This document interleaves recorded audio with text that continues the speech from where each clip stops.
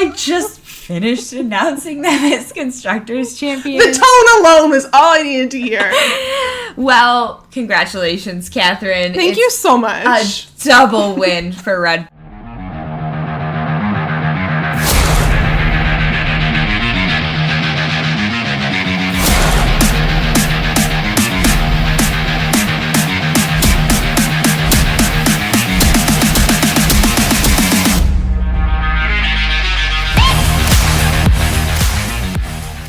All right, welcome to episode 32 of Grid Gals, where we are recapping the USGP and a lot of F1 drama.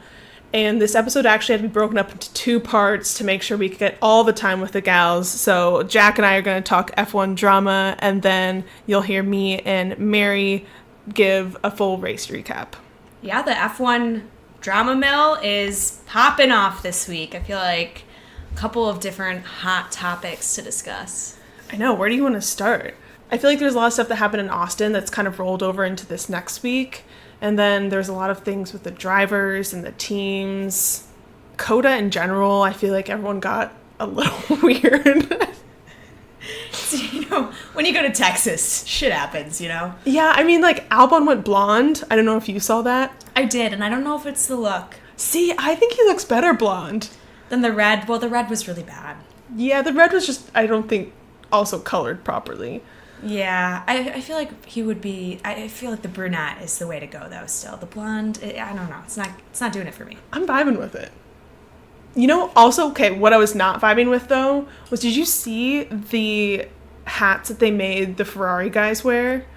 No, I didn't. They made them wear... Oh, the cowboy hats? Yes, but they were, like, literally, like, woody. I the character, they looked really bad. And yet another thing that Ferrari has sucked at this year. Like, there are so many normal-looking cowboy hats in Texas. Just pick, like, a black cowboy hat. It literally looked like the character Woody from, like, Toy Story. Oh, my God. How embarrassing. I feel like Danny Rick played up the Texas vibe last year, and everyone was copying him. Yes. And then this year, I feel like teams had time to prepare, and then we're all really doing the same thing. And it's like, come on, I get it. Like, play to the American crowd, play to Texas, but I feel like be authentic about it. It's just weird that you're trying and, like, I don't know, something about Leclerc doesn't, like, scream, like, I don't know, like, country to me. Like, yeah, he should never wear a cowboy hat. It just doesn't fit his vibe. Like, Danny Rick, totally. I get it. Absolutely. I was going to say, before we forget what's on your mind, I want to say that I know you and Mary recap the race later, so not to give too much spoilers. Danny Rick did not qualify well, did not perform well throughout the entire weekend, and he rode in to the GP on a horse. Yep. It was such a cool entrance. Like, he was really playing into the theatrics of the entire experience here, and then to just get out in Q1, it was really tough. I'm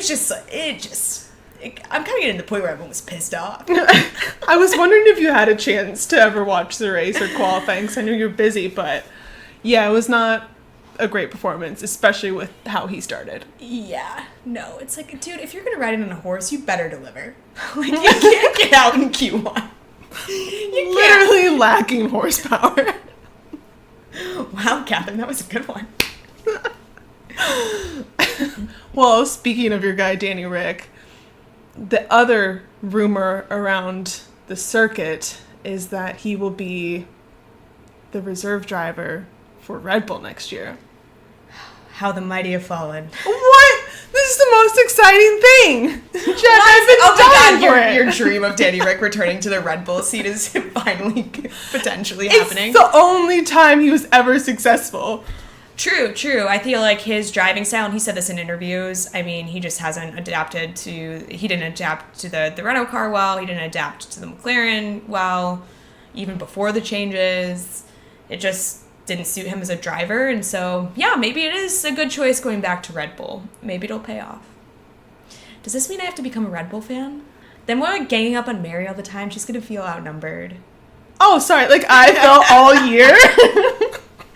Don't expect me to feel pity. Hypocrisy. Well, I feel like if I become a Red Bull fan, it's just going to be for Checo. Fine. I'll take what I can get. No Max. You're a Max hater. I think you'll always be a Max hater. I can respect him as a driver, and I can respect his skill. I just don't want to support him. Fine. Or you can support the new U.S. team, a.k.a. Williams. Yeah, that's right. Now that they're picking up Logan Sargent, I think. Well, if he gets enough points for a super license, which at some point we should break down, because apparently if you win an F2 or you even place top 3, you get a super license for F1. But since Logan drives IndyCar right now, they don't get the same amount of points. Really? So he doesn't have enough points for a super license like right now, but I guess hopefully what they're hoping is by the end of the season that he will. Yeah. It's just wild. That is crazy. I feel like if you're driving and you're getting experience, I mean, I guess it's not 1-for-1. The cars are different, so I guess a little bit of that makes sense, but it would be smart for them to make it easy for some IndyCar drivers to convert over to F1. Can you imagine how stressful it would be to be Logan and driving this year and be like, okay, this is my one chance to get into F1, so I have to like kill it this season in order to get there? Talk about pressure. Yeah. Okay, Williams is a good option. We'll see how this pans out with the Logan situation, but okay. The other team you can back now is, and what my dad has chosen to do, he will be backing Haas in 2026 because of the Porsche deal with Haas. That was exciting news to see. Porsche is entering F1, and honestly, I might side with Steve on this. You know, I'm already a Steiner fan. I told you that was my dream team. Danny Rick joining Haas would have been a time. I don't think he would have done well, and it probably wouldn't have paid off for him. He's probably better off where he's landed, but okay, maybe I'll keep that on the horizon for 2026. Okay. I don't know if I'm ready to commit to that this early on for the 2023 season. Yeah, I feel like there are enough changes where you have a lot of good options for next year. On F1 team drama, Hamilton was talking about his discussions with Mercedes to sign another multi-year deal, which really goes against our predictions for this entire year. Yeah, we did not hit that one on the head. Also, I feel like this race, I'm sure you and Mary get into it, Hamilton, it was kind of fun to see him back out there battling with Max for a little bit. Yeah, I mean, it was good to see Max win over that, but especially because Hamilton, at the end of that race, at the end of COTA, he ended up talking about how if he would have had the extra seconds that the $10,000 of the cost cap that Red Bull went over. Of course, he found a way to fit that in. Of course. I was like, what? Also, like, I'm very unsure of how they connect dollars with exact seconds gained on the track. That seems like a bit of a stretch to me. You know, I'm the first one to be anti-Red Bull here, but that seems like a bit of a stretch. But that's exactly what Christian Horner has done on the flip side now that they've announced the penalty for the cost cap breach. I saw that the penalty was announced. I didn't get enough of a chance to read up how everyone was feeling about it. So how are you feeling about it? I think this one is fair. And I said that I wanted the FIA to be, you know, like firm with the ruling.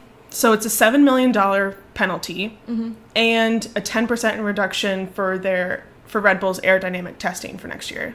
Which, like, this year, it was super, super important. I still think there is going to be a level of importance next year. Not as much because it's not it doesn't have a lot of, like, large car changes and regulations. But it's still a significant amount of time. Yeah, and especially because Red Bull won the Constructors' Championship, which means they already have less time than the other teams. So I do think that was pretty severe, especially for a minor breach. Like, if it were a major breach, I would expect the penalties, like having to sit out races and like taking away constructors' points and stuff like that.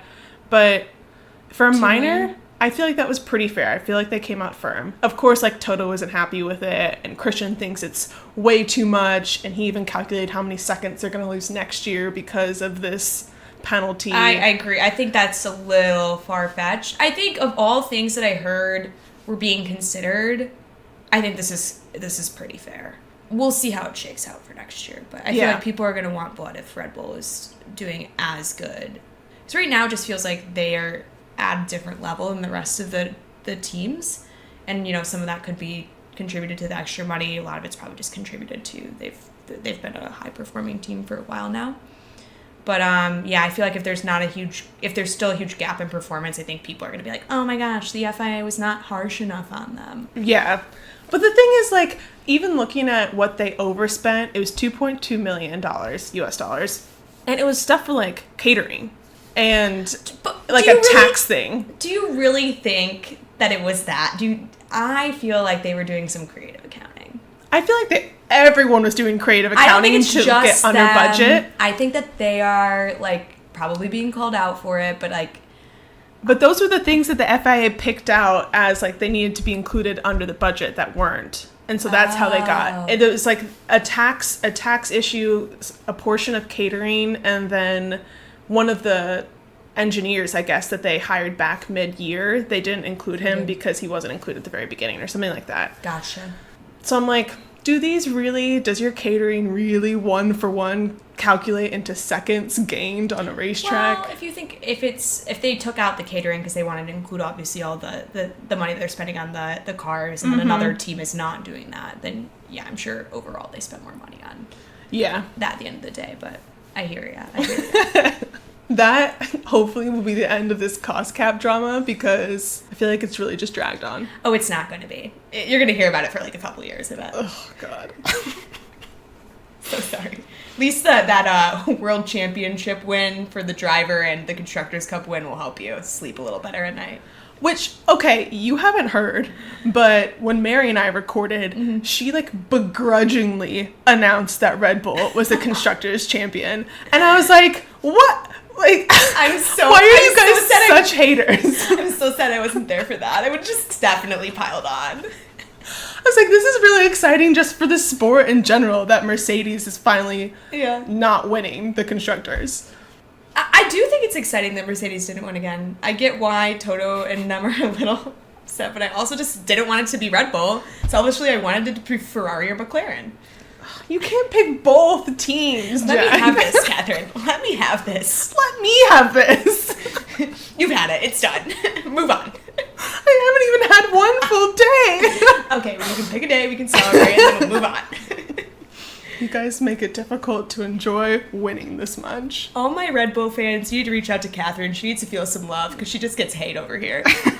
I think the only other things that we should probably recap, now that it's been like almost a whole week since COTA, was Alonso's crash. Yeah. I saw that. He got the points taken away, got him back. What was the whole deal going on with that?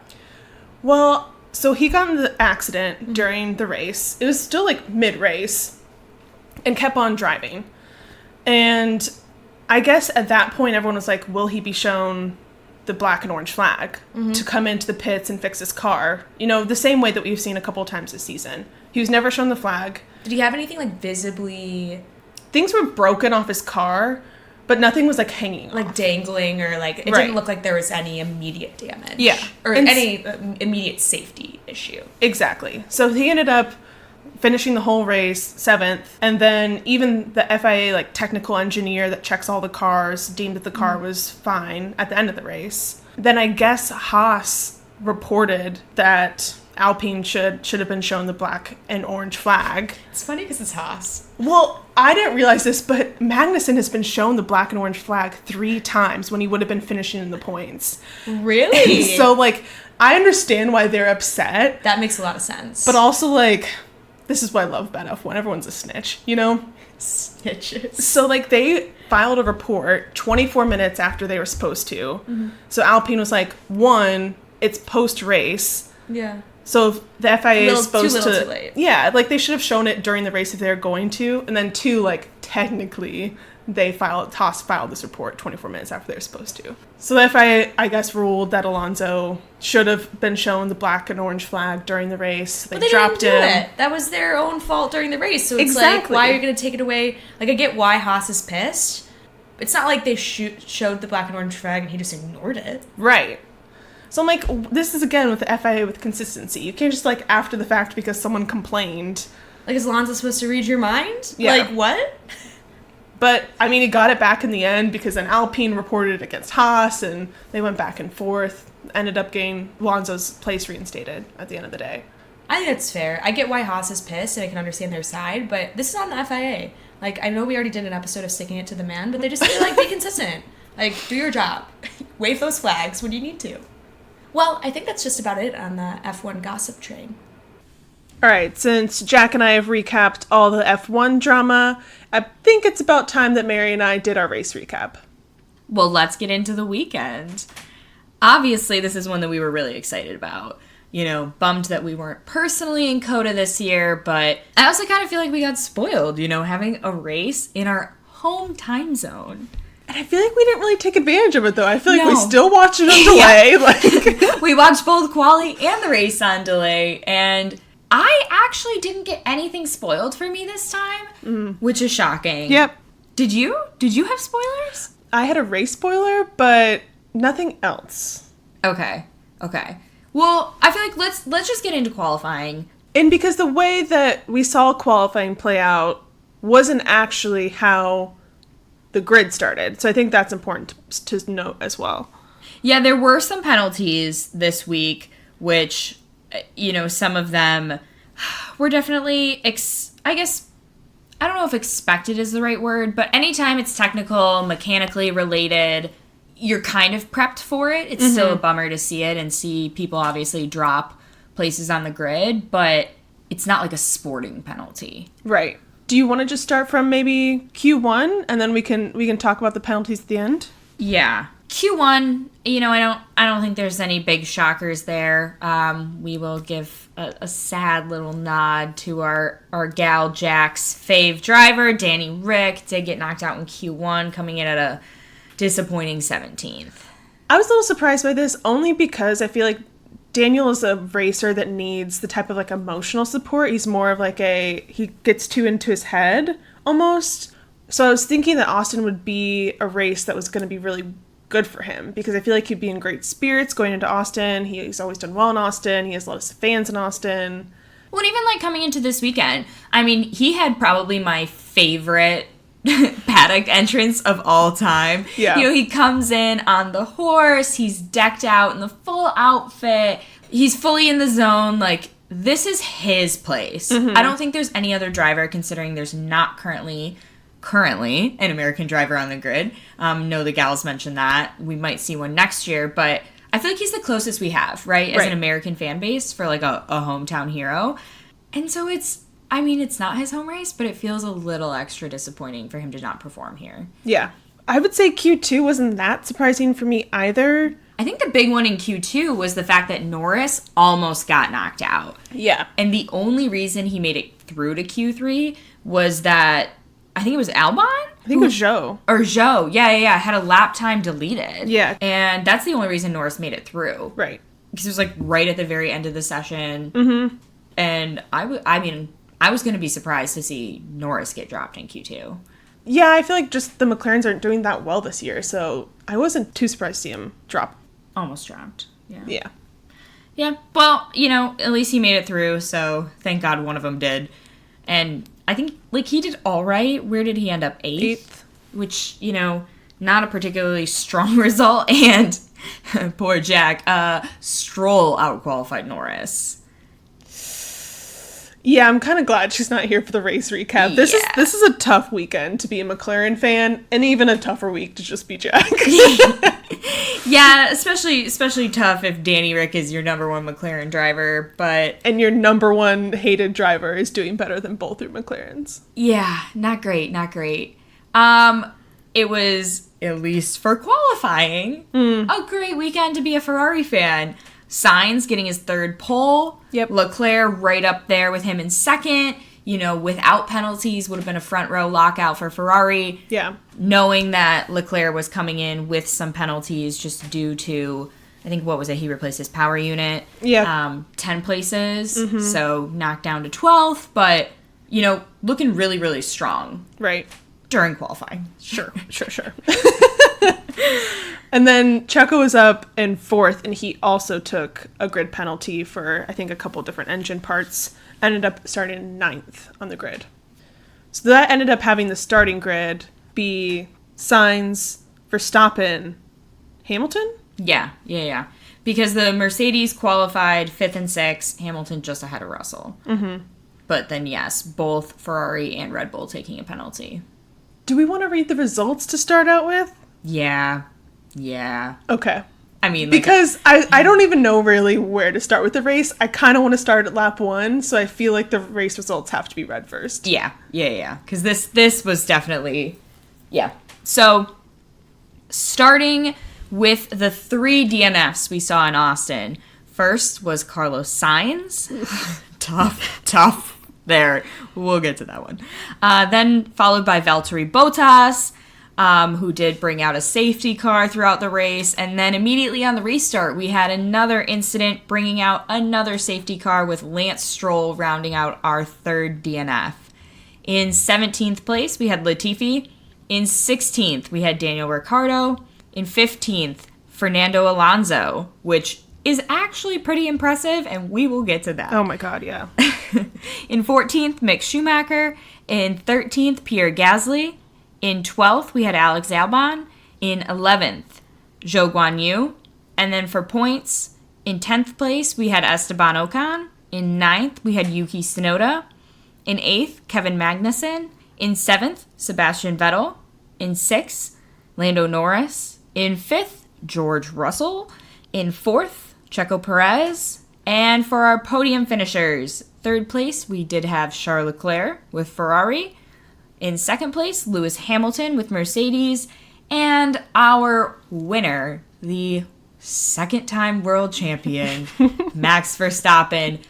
Not only did he win the Drivers' Championship, but this race and these results officially clinched the Constructors' title for Red Bull, making them the 2022 Constructors' Champions. Which you shouldn't say so spitefully. This is like the first time in 8 years that it hasn't been Mercedes. Like, it wasn't that's kind spiteful. of a big deal. That wasn't spiteful. That was relatively neutral. Relatively neutral. You know how excited I was so excited for you that Vettel did that well. Yeah. I mean, I even scoffed at the Sainz Russell incident. I mean, how much more supportive do I have to be to get the tiniest bit of congratulations? You didn't even let me finish before you jumped down my throat. I just finished announcing them as Constructors' Champions. The tone alone was all I needed to hear. Well, congratulations, Catherine. Thank you so much. A double win for Red Bull. And what a time for them to win. They did have the founder of the Red Bull F1 team just passed away. And so this was a very meaningful win for the team. And then especially for Yuki to be able to even score some points for AlphaTauri, still in the Red Bull family. You know, there was a nice celebration this weekend, remembering his life. So that was poignant. Mm-hmm. And I feel like Austin would be a fun city to just celebrate in. I bet. I'm like kind of pissed that we're not at this race. I would love to be on Rainy Street tonight. Yeah. It would be an absolute riot. Oh my god. Well, lap 1, should we get into it? Yeah. So, starting from pole, Carlos Sainz didn't have the greatest start. Right. You know, Max definitely got the jump on him, but he didn't even have a chance to get it back because who should take him out but none other than the fan favorite, and I mean that incredibly sarcastically here at Grid Gals, George Russell. Yeah. Of course, taking no accountability for his actions, being like, oh, I think Sainz just turned into me. In what world? Nope. Took him out on lap 1, had to retire the car. Devastating. Yeah, because what was that, his 3rd pole of this season? Yeah, and also knowing that Leclerc is starting back in 12th. He had such a good chance. And they only gave Russell a 5-second time penalty, which is just insane. Yeah, and considering who else got 5-second penalties throughout the race for much lesser instances and grievances. Yeah. Mind-blowing. Absolutely mind-blowing. I do want to touch on that while you mention it, because I feel like Gasly just racked up, I don't even know how many 5-second time penalties. Or at least, like, FIA notices. Yeah. And for what? Like... He exceeded track limits, which a lot of drivers did, and then he served a time penalty. The FIA said he didn't serve it correctly. And then he got another one? And then he got another one, too. Oh, the lengths behind the safety car. He was more than 10 lengths behind the safety car. Or behind the car in front of them or something. And this is a difference between a virtual safety car and a real safety car. In a virtual safety car, you have to maintain a certain amount of space. Where a real safety car, you have to be within a certain amount of space. Yeah. So it's kind of the opposite. Right. Which is also odd. Yeah, I don't actually know the reason why that would also be a penalty, too. The FIA felt very punitive when it came to Gasly this race, to the point where, I mean, he wasn't even really in contention for anything. No. I think, we said he ended up 13th. Yeah. Like, it just felt unnecessary. This makes me feel a little vindicated for my statement last race about him complaining about the FIA so loudly when they had the tractor on the track. Yeah, and they actually did make a change to the rules this race because of that. And, we were very critical of that here on this podcast as a big safety issue. Gasly was openly critical. So, yeah, I feel like the penalties this weekend felt like payback almost. I know, that's why I said I felt Yeah. a little vindicated, because he got, a huge penalty that race for another safety car issue. And then with so many notices this race, it did kind of feel a little sus. Yeah, I don't know what's going on, but they did change the rules to allow the teams to specifically tell their drivers that there is a recovery vehicle, aka usually a tractor or of some sort, out on the track. And in direct response to what happened at Suzuka, they had a tractor that was out removing a car in the rain. It was a very unsafe condition, and that's what Gasly was complaining about. So I'm glad that they've improved that communication, and I think that's definitely something that's helpful. But the way they were still treating him this race, it was a little sketchy, I agree. I feel like, speaking of safety cars, the one incident I want to make sure that we cover is Alonso. Oh my god. Taking flight in this race and still being an absolute goat and finishing this race. Literally going in, getting a new nose and new tires, and going back out. Completely airborne. And he was you saw the entire underside of this car. It was wild. It basically, the front wheels, I mean, it wasn't level. Like, the front wheels were definitely way higher up than the back wheels, but the complete underside, the whole car took flight off the track. The shot of it from the front was absolutely wild. It was terrifying. And of course. And he hit the wall, Yeah. too. Yeah. Like, on the way back down. And guess who caused it? Yeah. None other. Lance Stroll. Of course. Fucking Lance Stroll. Because he didn't check his mirrors. No! And he knew it, too! The radio of the team, because, I mean, he was also involved in a big crash because of that. And the drivers behind him, great reflexes. Gasly, specifically, managed to avoid the whole thing, which there was a ton of debris all over the track. But Lance's radio, I mean... He knew. He knew. He knew right away. He's just like, I got into a crash. Yeah, no shit. Also, his radio was so calm. But the team's like, hey, are you okay? Yeah, I'm fine. I got into a crash. I'm like, what? That's it? He's just been here so many times. Doesn't even matter. Yeah. And that one, I feel like they had to be very careful with. At least Alonso and Stroll did, because they're going to be teammates next year.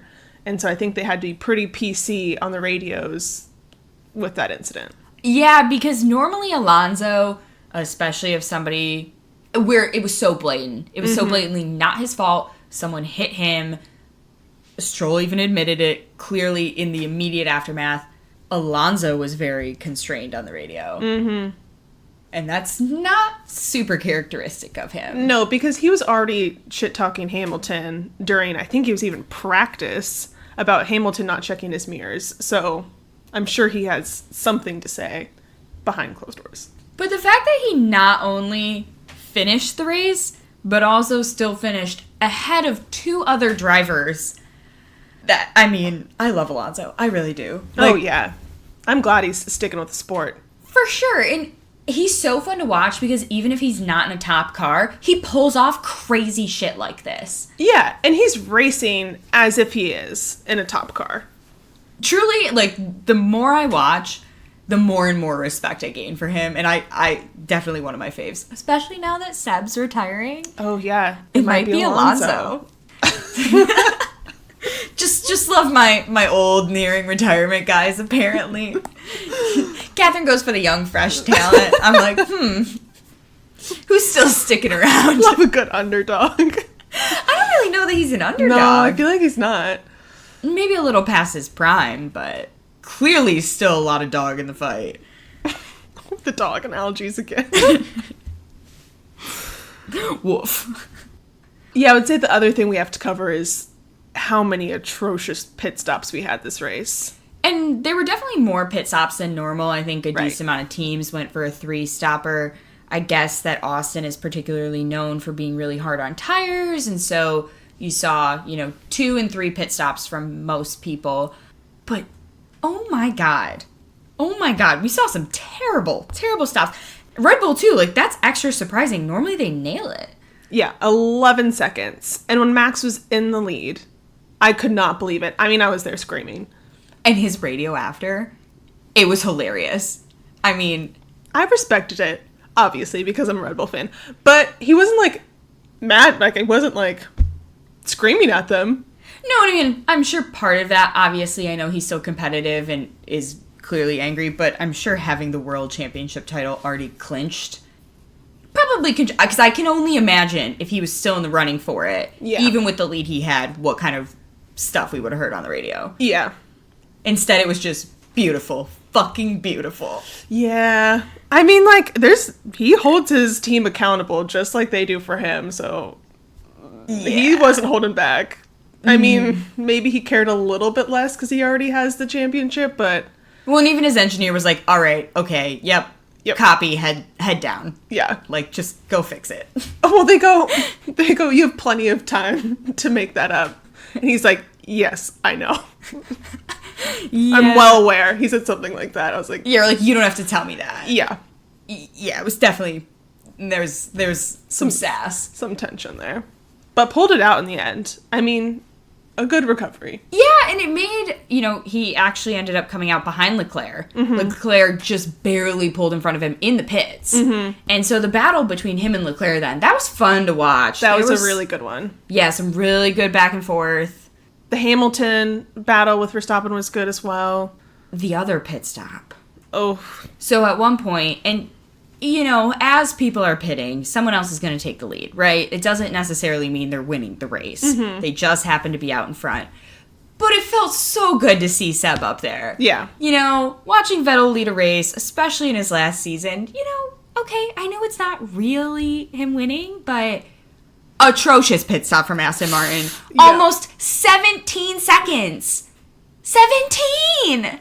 I have no idea what happened there. I really don't. I think they almost even put on the wrong tires. They put him on used tires for sure. Yeah, and they didn't even want to do that, but it's like, well, they're not going to call him back in after that atrocious stop. Yep. I think he had been in first. Mm-hmm. Okay, well, fake first, but still first. I think he ended up coming out in 14th or something. Yeah, it was bad.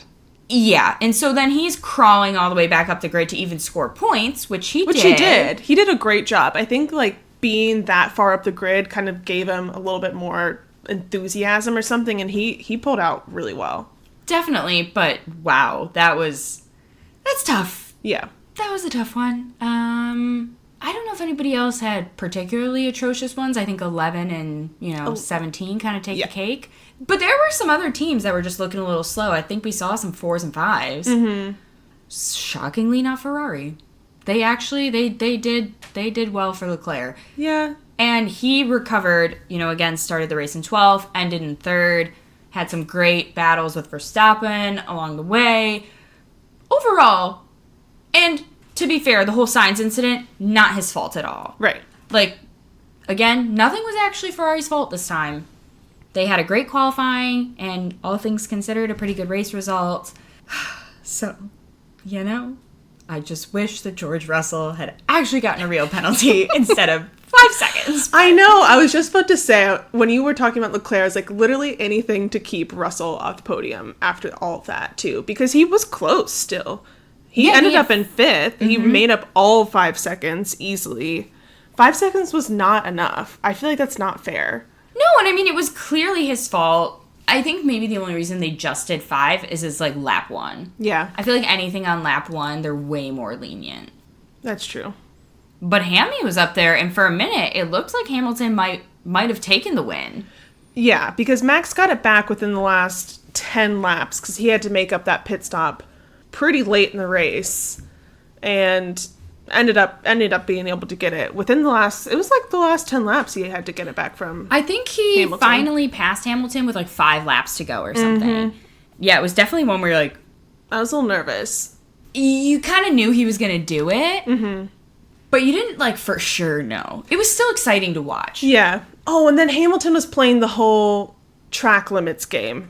Oh, they both were. Well, but yeah, so track limits, you know, we saw, I think it was Pierre picked up a track limits penalty. Schumacher picked up a track limits penalty. Max had the black and white flag waved. And so did Hamilton. Yeah, and they were on the radio, his engineers being like, you better play it safe. Which, for the listeners that don't know, track limits is when all 4 tires go off the circuit. And when you get a black and white flag, that means you've done it at least 3 times.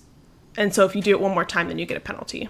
Yeah, and typically it is like a 5-second penalty, which is just interesting. Yeah. You know, you can go off for track limits and get 5 seconds, or you can just hit someone and send them out of the race and also get 5 seconds. But anyway, I'm done, I swear. Anything else that you can think of? I don't think so. I feel like that race went by so quickly. 56 laps? This definitely felt like one of the faster races we've seen. Yeah. Especially considering, you know, we had 3 DNFs, we had 2 safety cars, we had an airborne Alonso. Yeah. There was a lot of excitement, and I agree. You know, I feel like some of the races really drag on, or they're not as exciting. COTA delivered, for sure. It's pretty action-packed, and I would say there's a good midfield battle, too, that we missed out on a little bit, just because, obviously, they're only showing the battle in the front, but there's a lot of movement. Yeah, and I kind of wish they had done the dual cameras, maybe just because it was so close to the end, but the battle for that 10th place, which I think it was Yuki Tsunoda ended up getting it, but I think it was him, Albon, and someone else that were really duking it out kind of towards the back there. Yeah. Oh, you know what we didn't mention? The cameras made me think of the amount of drones that were on this track, 1. And then 2, we have a new commentator. Oh my god, I can't believe we're just remembering this now. James Heathcliff or something? Oh my, can't stand him. Okay, so I think part of the reason it's hard to listen to him is we're so used to our British guys, right? And we're so used to having all of these European accents. And to hear, we actually looked it up, turns out he's not American. He sounds American. He sounds Midwestern specifically, which we shouldn't hate so much. We hear all the time. Also, we also speak. Yeah, we have the Midwestern accent. And maybe that's why it's like extra grating, is to, like, I hear the way he's pronouncing his A's. I'm like, shit, I do that. He's actually Canadian. He's a former IndyCar driver, I guess, turned commentator. He was even on Dancing with the Stars, so he's making quite a career. Yeah, some sort of career change. But I guess this is the first race that he'll be doing, and he'll be doing 3 of the next 4. We're going to have to get used to this, because he might be back for next year. I'm a little concerned. Yeah, I didn't love it, but also maybe we're just slow to accept change. I think we're set in our ways a little bit. Yeah, we're just grumpy gals here. Just 2 grumpy gals. But, yeah, I will be interested to see what happens, because I love my normal Sky Sports guys, and I don't know how I feel about this NBC fellow. Get out of here. It's not for me.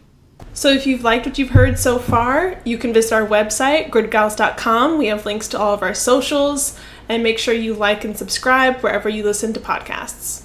And that's the checkered flag for this session. We'll catch you back on the grid next week.